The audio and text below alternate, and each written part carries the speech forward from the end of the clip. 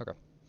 So we struggle a lot when it, or at least last night, it became clear to me and probably a portion of us that we really kind of fell off and struggle a lot when it comes to running into these JQ rush comps. While we did review it yesterday, we still need to. I think it would be more beneficial if we had some good examples to go with it. So that's what I went out and found. I watched some Champion Series where mainly we ran. I found Doomfist running into JQ comps. So we're going to look over a couple of ways that these Doomfists took advantage of their comps' capabilities and what their comps are able to do, and as well as took advantage of what the other comp is unable to do and the weaknesses of that JQ or that Ramatra, which we will also see. So Right let's now, begin here. we're gonna roll out. Seeing Doomfist from Toronto, and a little bit of Queen. The Junk Queen into the Doomfist. It's pretty nice. I mentioned before that Korea was As we see, playing a lot of the Doom, and then they initially, switched to Zarya. let me fuck volume. As we can see here, we're really Toronto Defiant is really using their patience in passive positioning to really not look for a direct engagement. They're really looking to more contain. As we could see, they're not directly engaging them in White Room as we would normally. They're instead more looking to contain, or that's the wrong color, more looking to contain them in this area, keep them in contained and held in this White Room. This is because controlling their space and keeping them at a distance, keeping them limited to where they could actually move really annoys them and is one option as to how you could really look to play it. Controlling their pathing by limiting it is very important, not really giving them that kind of opening. And using this containment method, they're really able to take control and wait and find that opening for themselves. So let's see exactly what they do. As we can see, Tracer here is on the left side, containing Black Stairs. We have Doomfist containing mid with Sugar Free as well. Now, as soon as pressure is applied, as soon as Merit sees pressure applied to him on this Black Stairs, someone comes in to try and stop this JQ from making any space. So JQ attempts to take space, forcing someone to come over because now someone Toronto recognized, okay, we don't really need anyone watching point anymore because now the tanks are going to go head to head on Black Stairs. And as well as if someone keeps with the mentality of I'm not looking for direct engagement, then he has a very high opportunity and chance to win this fight, or to just keep this containment going. So instead of this JQ being able to continue in this fight, someone has pressured her, and now she is forced back into White Room, keeping both of them or the entirety of Shikigami contained.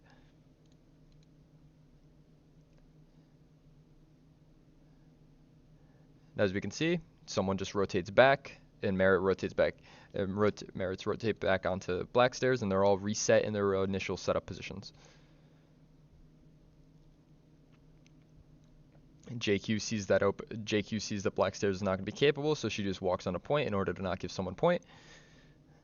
And again, someone is playing very passive and not looking for a lot of fights. He's not being overly aggressive. He's not taking unnecessary damage.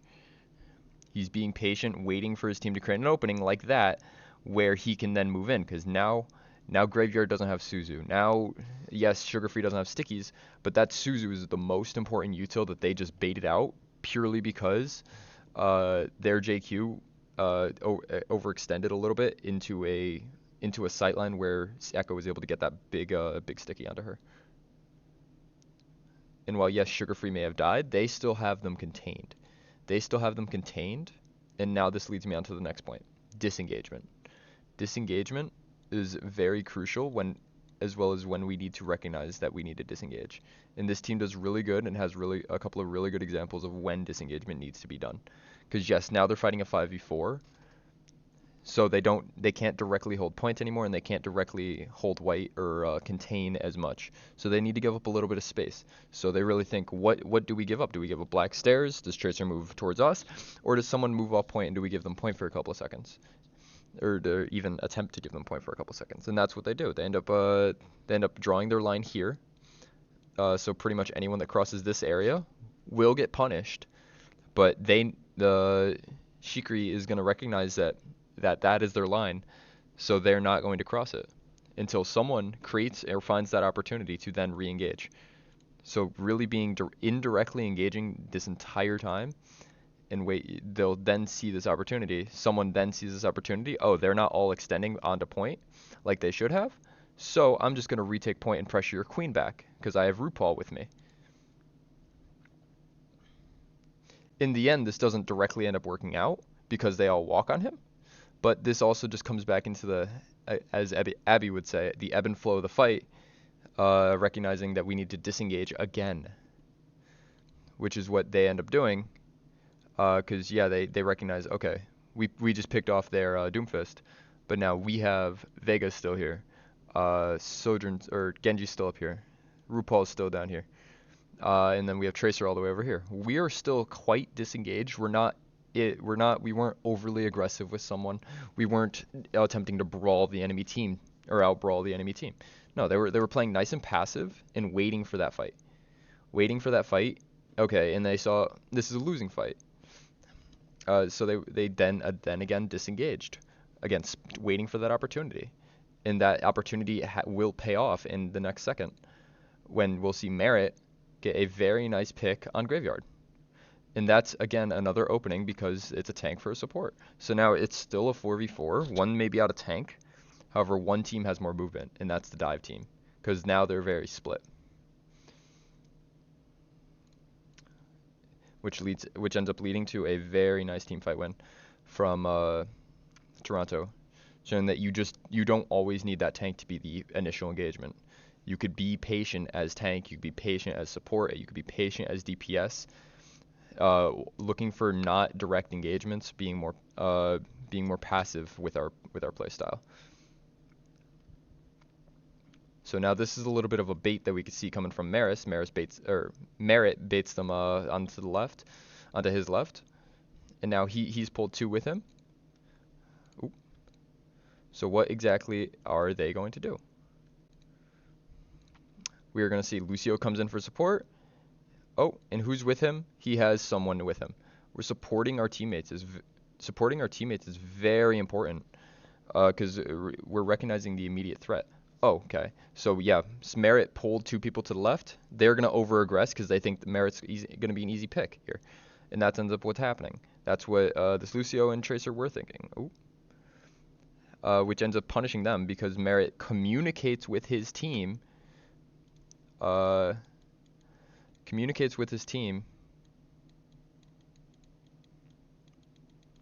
That he's being followed by two, so that someone and then Vega could also come in and support him with getting these final picks. So they're supporting each other in order to recognize what the winnable fight is. And now they're swapping targets. They're swapping targets to the more immediate threat.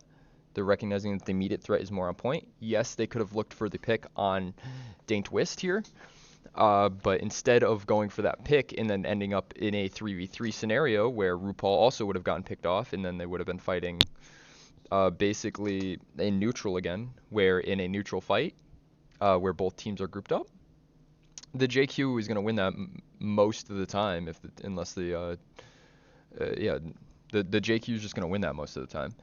And that's not a good scenario for this Toronto team. So Toronto is going to look instead to go ahead and fight this JQ and kind of just let Dane Twist do his thing. So with this pressure that Toronto is then going to apply, because this JQ comp is already engaged into a fight, Toronto is then able to pick up a little bit of the slack that Sugar Free attempted to do, as well as support RuPaul as best he can. Because now they're in an optimal diving position.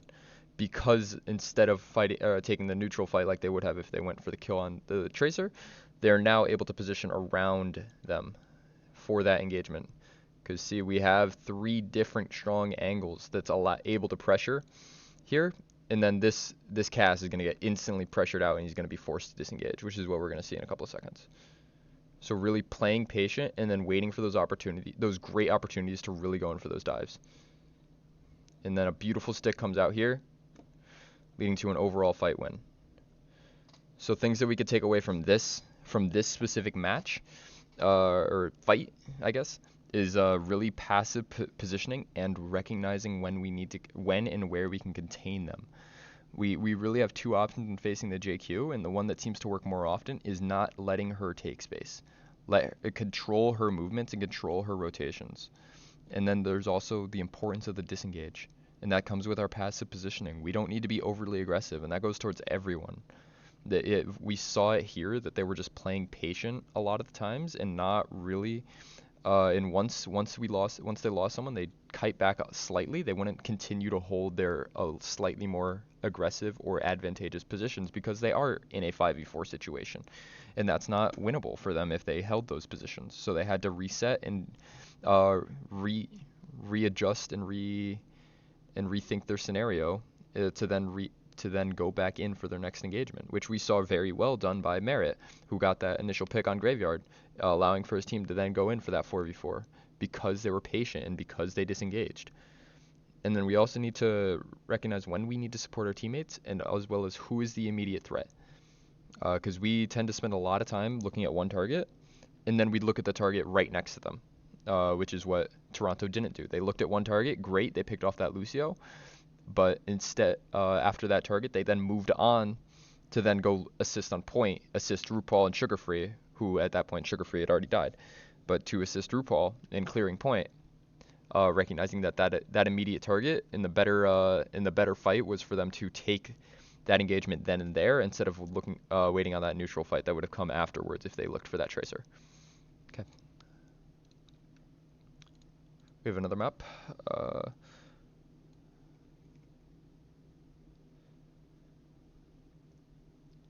This is two different teams. We have M80 versus Timeless. Two still very pro and competitive teams. We'll see a lot more of that indirect engagement here. Because we'll see... let me go back even a couple more seconds. Yeah, this works. Because we're initially going to see, yes, Hawk goes in. He doubles down to go in. It may look like he's hard engaging, but he has ult up, and so that's what he uses. He soft engages. He just does a little bit of pressure trying to spread them out. Trying to see what will they do in reaction to me. And then he waits. He waits, and now he's going to disengage again. He's still not directly engaging into this fight. Keeping with that factor of engage, disengage. Applying soft pressure instead of just being overly aggressive like Ryan would normally be. Waiting and finding that opening. Still, continuing to disengage. Playing around them instead of directly fighting them. And then in the end, we end up getting beat. And then Hydron also ends up being able to communicate Hydron ends up being able to communicate that he could pick off the Lucio. And that's a beautiful opening. And due to that patience, they were able to make that decision, which allows for then Pelican to then come in and finish off CJ. And as well as get a big sticky onto ice, or icy. And that's all. It's all through patience and waiting, and using disengage options instead of trying to hard fight and taking a lot of unnecessary damage. Meaning, basically, they didn't attempt to brawl into brawl. They attempted to dive into the brawl, looking and waiting for openings or creating their own openings. And here's where I believe we're going to see our own opening be created, or their own opening be created. No, it's not here. Here it is. Yeah, here we're going to see the M80 create their own opening, which is something RDPS don't really do all that often, or at least communicate that they're doing it. Or at least one of these three things. Either we don't communicate that we're doing it, we don't do it, or the rest of the team isn't aware that that's what's happening. Pretty much is what we don't do. And so we need to pretty much start mixing in all three. I know we don't have a lot of time to do so, but we need to start mixing up all three. So what Hydron is basically going to do, he's going to apply pressure to the support line. He's applying soft pressure. He's playing his life though still. He still has recall. He may have taken slight damage, but he's not going all the way in. He's not looking for that pulse bomb. He's just applying soft pressure to CJ, trying to force opener and force CJ to look at him in order to create that opening for M80 to come in and attack his team. And it does end up working because now CJ's attempting to fight this Tracer, giving Pelican the ability to pick off Chopper, as we could see. So, and then overall that allows for Pelican to then come in and finish off CJ. And then, yeah, sure, Hydron died, but in the end goal was completed. They ended up winning that fight because Hydron created that opening for them. And a lot of the times, we don't really look to create our own openings. Sometimes we wait for openings ourselves. And again, remember, they were patient with their fight, with their gameplay, waiting for an opening, waiting for something like that, containing them in this small little area that Pelican's kind of in. And then they were able to support their teammate when he made that opening for them. And that was all due to communication. Okay. We have one more thing to look at.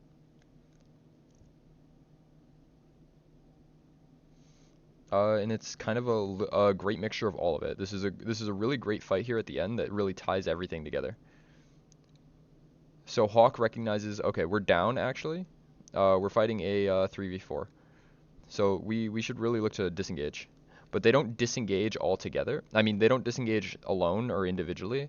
They really help each other get out of this fight. Lucio's really trying to support Hawk in that disengage while Hawk's attempting to support him. And Hawk is only disengaging once Hydron is able to disengage from this fight as well. So they engage and support each other with that disengage instead of just staggered disengaging, which ends up, in some cases for us, we end up losing players because of that and makes us wait longer. But also we really like how they disengaged because now they're not even peeking the enemy. We have Doom over here, and then we have these two over here. We have Lep and Hydron over here, who are waiting. They're not taking unnecessary damage. They're not peeking, trying to get a pick. They're waiting till for their teammates to come back from spawn, for one, and as well as they're waiting for the least amount of time that they need to waste, or that they can waste, while waiting for that they could fight this 3v4. So pretty much meaning, how long can we wait, or how close could we let the point get before we need to engage this 3v4, and how long will it take our teammates to get back, and how long will it be before our teammates get back? And that's what they recognize, and then they end up engaging in about 2 meters and getting a beautiful pick because they were patient, didn't take unnecessary damage, and that ends up leading to the death of Rokik.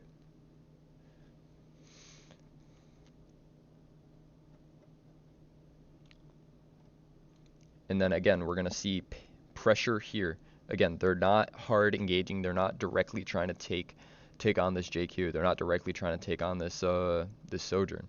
They're playing their cover. They're playing angles. They're more or less just attempting to contest cart until their team is back, because they know they're still down. Because yeah, they may have picked off their Tracer, but their Pelican and Lep are still not back in. Not Lep. Pelican and Ultraviolet are still not back in this fight yet. So they still need to be patient. And I'm guarantee you in comms, they're communicating, I'm a second out.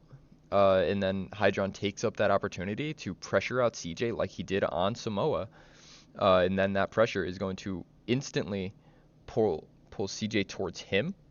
CJ is now looking here instead of looking here.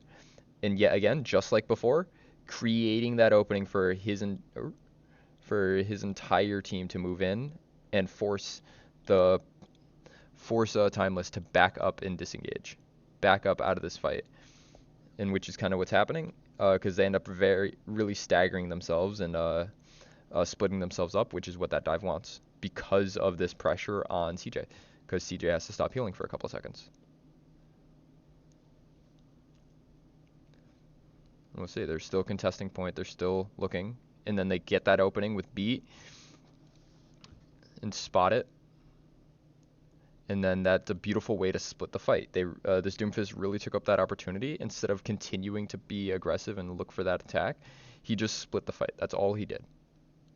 That's all he did. He's being patient, waiting, and ends up just noting that he can brawl now. He can brawl now because his team is up, and he ends up winning that fight. So things that we can really that we really need to take into consideration over these next 2 days is containment. Containment is a major factor in how we need to set up and prep for these rush comps. And then also we can't forget about the disengagement. We're really good at engaging a lot of the times, but we're struggling to find those setups a lot because we get picked early and we're not disengaging. We're not disengaging a lot of the times because we need to remember the factor of soft dive in, see if we get anything. If not, soft dive out. Because remember, dives don't always need to be getting anything. Dives could be just for map control purely, or and to test the waters, which is what that disengage is then done for. Which is what we saw Hawk doing a lot. Is what we saw someone doing a lot. They were engaging and then disengaging to see what they can get out, see what they can get away with, and something that we don't do. And then overall communication. Communication needs to be there.